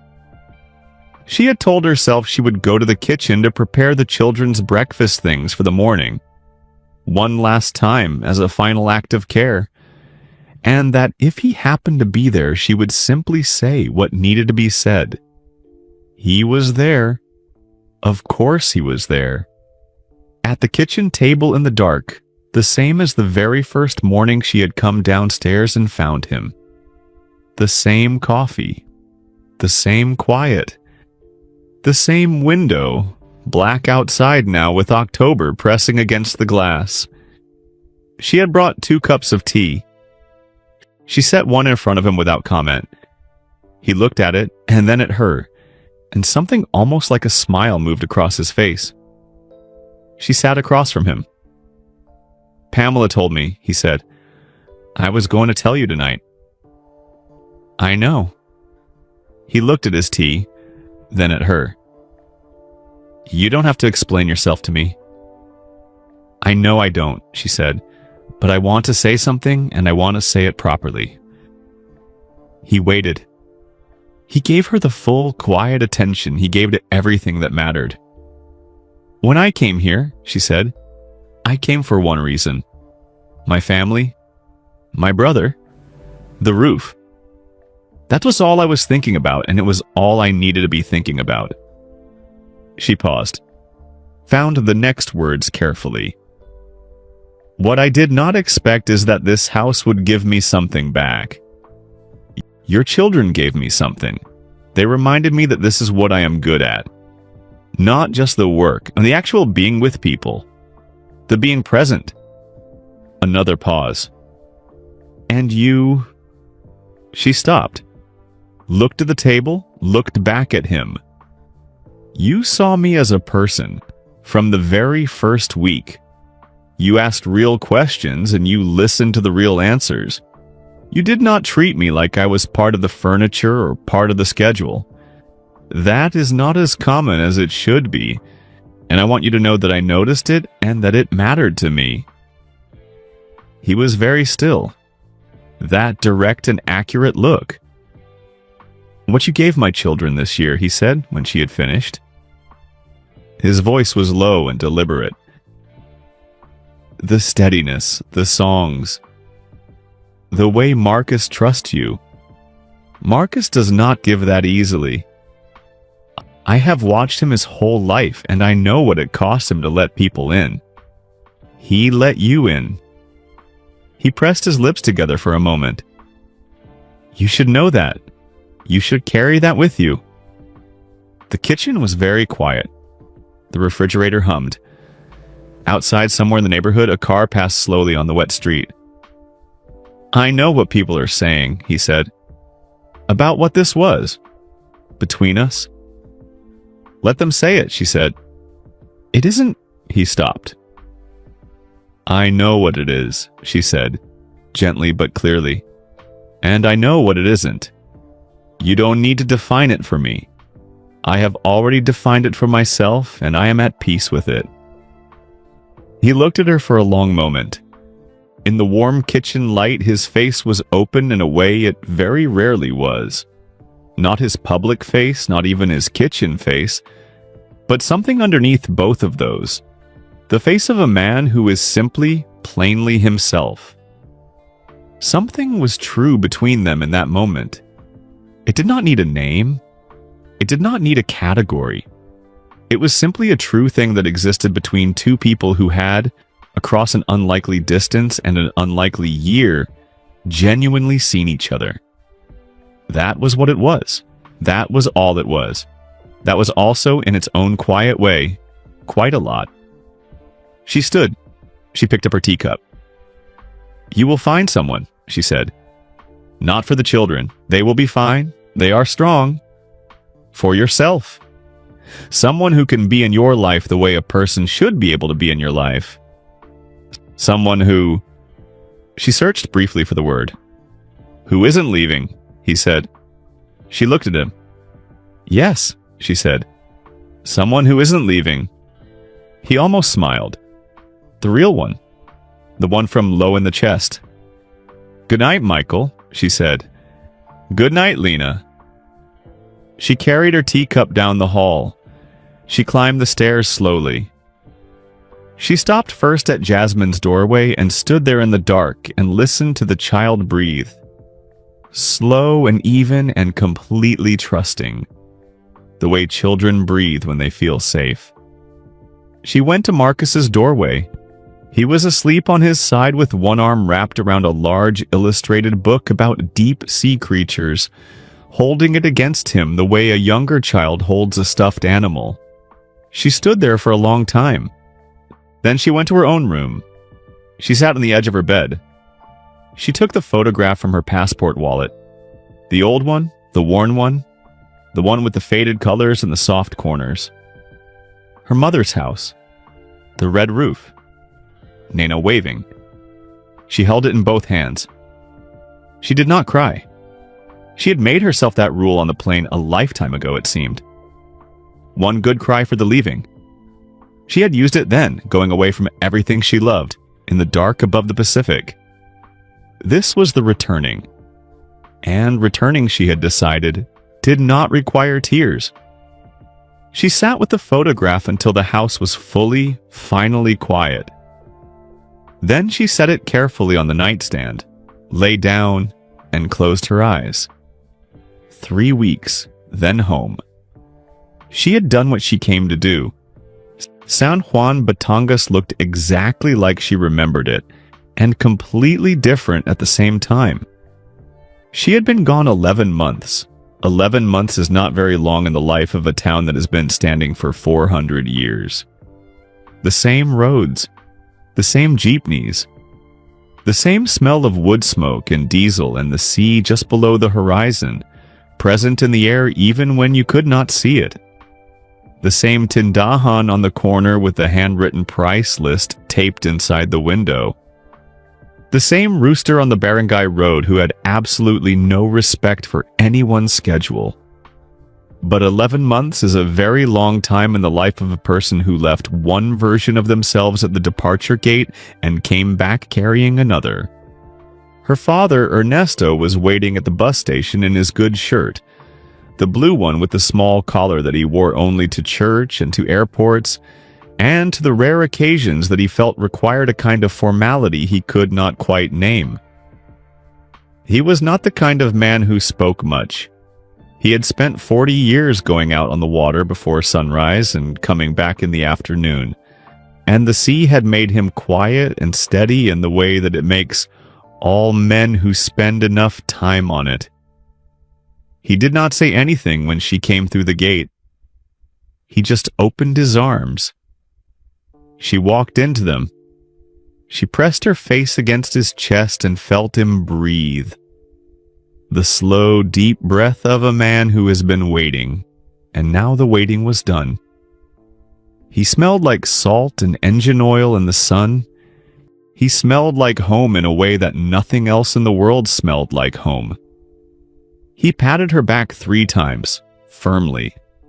That was Ernesto's whole vocabulary of tenderness, and it was more than enough. The house was loud and warm and full when they arrived. Nana had made everything. The whole house smelled of it. Adobo in the big pot, garlic and vinegar and bay leaf filling every room, and underneath that the sweet, clean smell of the Batangas highlands coming through the open back window, the smell of grass and mountain air and something green. The table was covered with dishes. Cousins had appeared from 3 different barangays. Neighbors kept arriving with things. A tray of puto, a bag of ripe mangoes, a bottle of soft drinks held out like an offering. Nana came out of the kitchen wiping her hands on her apron and looked at Lena for a long moment, the way a woman looks at something she has been worrying about from a great distance, and is now finally able to assess properly up close. Then she pulled her in and held her, and said nothing at all. Boyet was in the kitchen doorway behind their mother. He was taller, that was the first thing. He had grown at least 2 inches and his shoulders had broadened, and he stood the way a person stands when their body has stopped fighting itself. Upright, easy, with a kind of physical confidence that had not been there before. The grin on his face was the same grin he had worn since he was 4 years old. It was the grin that had all of his childhood in it, and apparently intended to stay there permanently regardless of how old he got.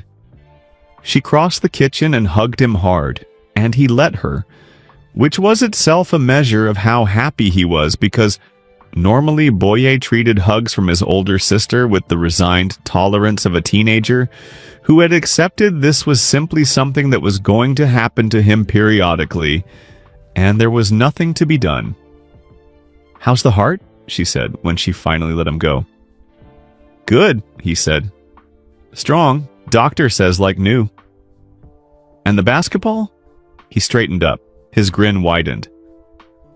"I can almost dunk," he said, with the absolute dignity of a person making a serious factual claim. "You cannot dunk."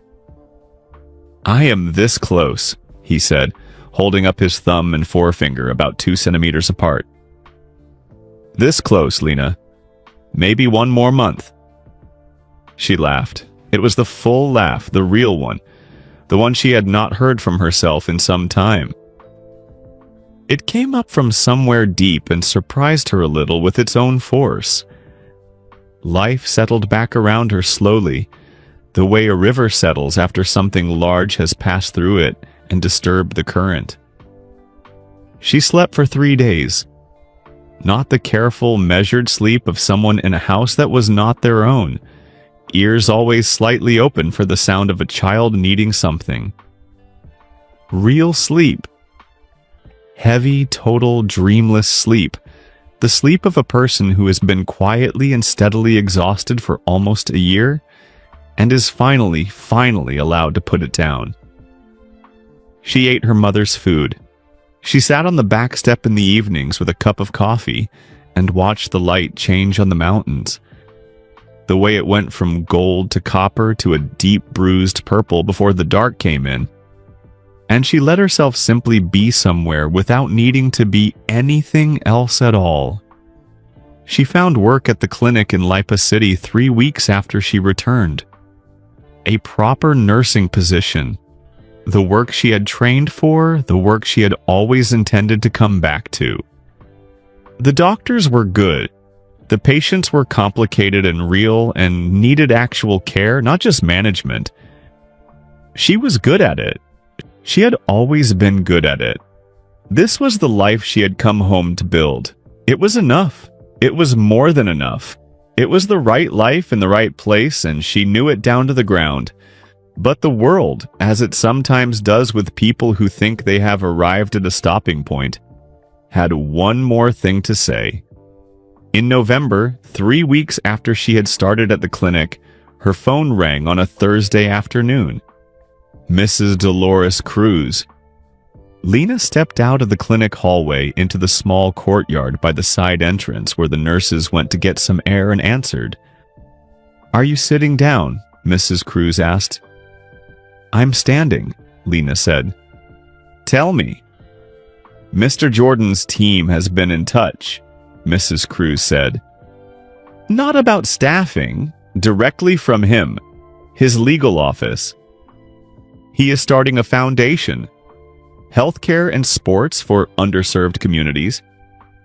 He wants to build an international caregiving component, and he wants your input. He wants someone who has lived in both worlds. The world of professional care and the world of medical need." A pause. "He asked for you by name." The courtyard was warm in the late afternoon sun. A cat sat on top of the low wall watching her with the mild indifference that cats extend to all human business. "When?" Lena said. "December, a short trip to Chicago. 3 days." She stood with this for a moment. "I'll think about it," she said. She thought about it for 4 days. She told her mother on the evening of the second day, sitting at the kitchen table after dinner while Boye was outside in the dark shooting hoops against the mango tree. The sound of the ball coming through the window, that steady, rhythmic knock against the backboard, while she talked. Nana listened to everything. She did not interrupt. When Lena finished, she was quiet for a moment. Then she said, "This is not about him, you know that." "I know," Lena said. "This is about Boye," Nana said. "And all the Boyes who don't have what Boye has, who don't have a daughter who goes away and sends money home." She paused. Those children are waiting for someone to build something for them. And you have been inside the room where it can be built. From outside, the knock of the basketball against the board. Knock, knock. The small sound of a healed heart doing what it was made to do. Lena called Mrs. Cruz the next morning. "Tell them yes," she said. She flew back to Chicago in December. The city received her the same way it always had, without warmth and without apology. The sky coming in over the lake was the same flat, pewter gray it had been on the February morning she first arrived, almost exactly 1 year before. The trees along the expressway were completely stripped now, just dark lines against white sky, the last of autumn scrubbed away. Everything was held and still and cold in the particular way that Chicago is cold in December. Not angry, just indifferent, as if the city had more important things to think about than your comfort. Gerald was waiting at arrivals. He held no sign this time. He did not need one. He saw her come through the doors and raised one hand in a greeting that was simple and complete. The greeting of a man who has picked someone up and dropped them off enough times that they have passed from stranger to known quantity to something closer to that. He took her suitcase. He gave her a water bottle in the car. "First time back?" he said, the same as always, the smallest possible joke. "Second time," she said, the same as always. He looked at her in the rearview mirror and smiled. The real, unhurried smile of a person who is genuinely glad to see you. "Welcome back," he said. She looked out at the gray city moving past the window. It looked different now than it had in February. Not because it had changed. Chicago does not change quickly, but because she was different. She knew where things were now. She knew the expressway and the exits and the way the lake appeared suddenly on your left, like an enormous gray answer to a question you had not thought to ask. She knew the cold. She had been told it would take about a year to get used to it. Gerald had been right. The foundation meeting was held in a conference room on the 14th floor of a building downtown. All glass and clean lines with a view of the lake that on a clear day would have been extraordinary, and on this particular December morning was just a long gray nothing disappearing into gray sky. There were 6 people at the table when she arrived. Lawyers, a communications director, a woman named Carrington who ran the healthcare component of the foundation, and who had, within the first 3 minutes of conversation, demonstrated that she knew exactly what she was doing, and had very little patience for people who didn't. Lena liked her immediately. Michael came in last. The room did what rooms always did when he entered. A small, involuntary collective adjustment. Everyone sitting slightly straighter, the air changing in some quality that was hard to define but impossible not to notice. He had been generating this effect in rooms since he was 19 years old, and he had learned, somewhere along the way, to move through it without letting it mean anything to him. He caught her eye across the table. He gave one small, precise nod. Professional and courteous and completely controlled. She nodded back in the same way. Then he sat down and ran the meeting with the same focused, methodical efficiency he apparently applied to absolutely everything in his life. From free throw mechanics to charitable foundations to sitting in a dark kitchen at 5:30 in the morning with a cup of coffee. The meeting ran 3 hours. Lena spoke when she was asked and sometimes when she was not asked, because there were things being decided in that room that she had direct knowledge of and that were being decided incorrectly, and she had not come 14 hours from Batangas to sit politely while the wrong conclusion was reached. Carrington looked at her the second time she interrupted and nodded once. The nod of one professional recognizing another. Michael, at the head of the table, said nothing. But she saw the corner of his mouth move. She left the meeting feeling that something real was going to be built, that her being there had mattered, that the people in that room were going to do something genuine with the power and the money and the intention they were bringing to it. She was staying at a hotel 2 blocks away, a clean, quiet room on the 9th floor with a window that looked out at the city lights beginning to come on in the early dark of the December afternoon. She had not expected to see the children. She was standing at the elevator in the hotel lobby, her coat still on, her bag over one shoulder, thinking about dinner, and about the flight home the next morning, and about Boyer, when the lobby doors opened and Jasmine came through them. Jasmine, 7 years old now. Red coat. The same unstoppable forward momentum she had always had, as if she'd been assembled specifically to move toward things. She crossed the lobby in approximately 4 seconds and wrapped both arms around Lena's waist and pressed her face into Lena's coat. "I told Daddy we were coming," she said into the coat. "He said we'd see. I said that means yes." "It always means yes with you," Lena said. "I know," Jasmine said, with complete satisfaction. Michael and Marcus came through the lobby doors behind her. Marcus in a navy coat, carrying a backpack that was almost certainly full of books. He walked to Lena with his usual careful deliberateness and shook her hand. Formally, firmly. "I got into the advanced biology program," he said, as if he had been saving this specific piece of information for this specific moment to deliver it. "Marcus," she said. She held his hand in both of hers for a moment. "I knew you would. I never had one single doubt." Something in his face opened just briefly, the particular opening of a careful person who has been seen accurately, and then settled again into his usual composure. He nodded, the small, satisfied nod. They had dinner at a restaurant a block from the hotel. A good dinner. Warm and unhurried. A round table in the corner, the kind of dinner that feels complete while it is happening, and that you know while you are in it, that you will carry with you for a long time. Jasmine talked continuously. Marcus showed Lena photographs of his terrarium on his phone, each one labeled with date and subject and brief observational note, and explained that his roommate next year had already agreed to share the windowsill space. Michael was quiet in his way, but present.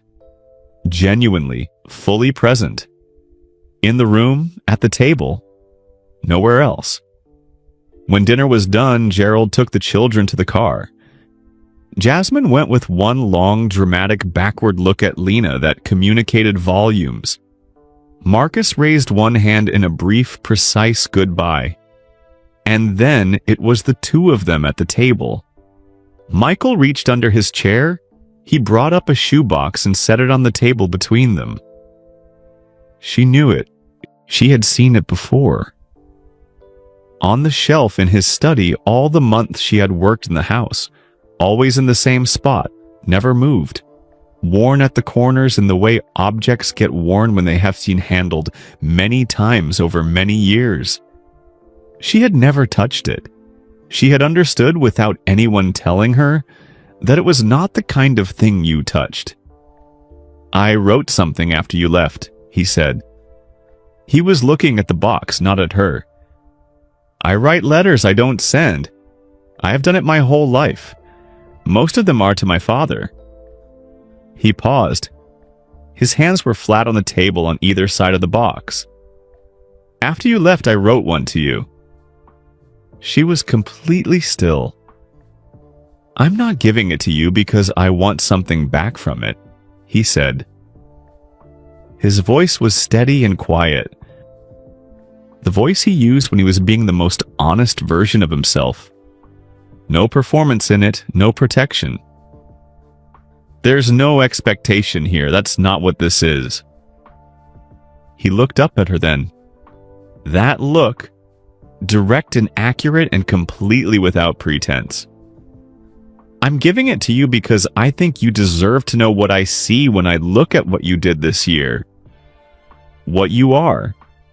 Because I am not sure anyone has ever said it to you exactly the way it should be said. And you should hear it.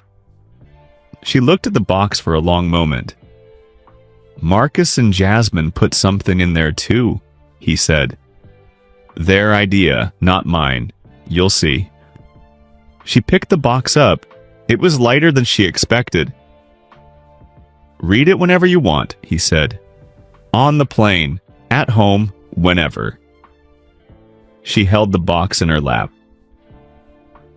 Thank you, she said, for the foundation, for asking me to be part of it, for building something real. Thank you for coming, he said. Thank you for saying yes. You will be the best thing in it. I have known that since the day I decided to build it. She stood. He stood. They were two people in a restaurant in December in Chicago, a city that had once been entirely foreign to her, and was now, in its cold and indifferent way, a place she knew.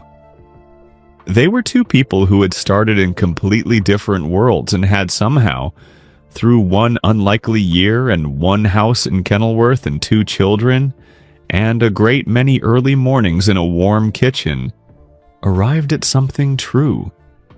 Not what the world had said it was. Something quieter and better than that. She flew home the next morning. She opened the shoebox on the plane.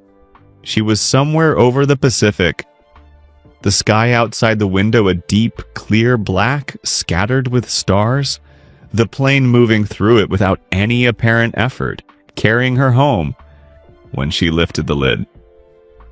Inside, folded in thirds, a single sheet of paper and 2 drawings.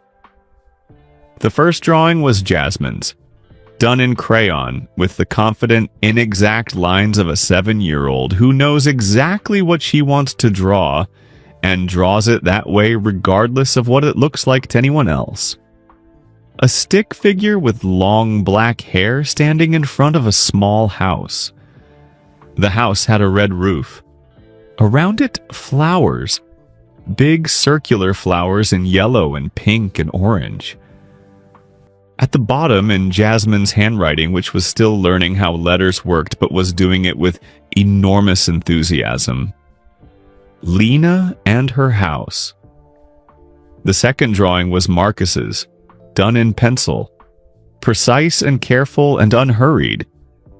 The drawing of a boy who had looked at the thing he wanted to draw, thought about it, and then executed it with full attention. A mango tree, branches detailed and individual, and nailed to the trunk, a basketball hoop. The backboard drawn square and true, the net rendered in careful cross-hatched lines, each one even. At the bottom, in Marcus's clean and steady handwriting, for Boyette. She held both drawings to her chest with one hand, the way you hold things you did not know you needed until they were given to you. Then she unfolded the letter. She read it once, slowly. Then she placed it flat on her tray table and read it again. And here is where the story turns. Here is the thing that shocked everyone who heard it. Not the tabloids, not the internet, not the people who had invented a romance out of a single photograph taken through a fence. The people who actually knew the story. The people who knew Lena and knew what she had been through and knew the kind of person Michael Jordan was behind the number 23 and the famous shoes and the famous tongue and the 6 championship rings. What shocked them was not what they expected. It was never what anyone expected. The letter said, Rosalinda, I have spent my entire life being the best at one thing. I worked for it every single day from the time I was a child until the time I could no longer play. I gave things up for it that I would sometimes take back if I could. And I believed for a long time that the greatness I was building was mine, that I had built it. You showed me something this year that I did not know I needed to understand. The greatness was never mine alone. It was held up by quiet people, steady people, people who never made headlines, people who did the work that does not get photographed or celebrated or put on a jersey. People who left their families and crossed oceans and got up at 5:30 in the morning and made the food and read the stories and sat with the children when the children were sad and asked for nothing. You held my children up this year. You held me up in ways I am not sure you even know. You came here for the right reasons. You left for the right reasons. You did everything in between with more grace than I have managed in a lifetime of being told I am graceful. I am naming the international arm of the Jordan Care Foundation for your family. Not for you, you would object to that, and I am not interested in your objections on this particular point.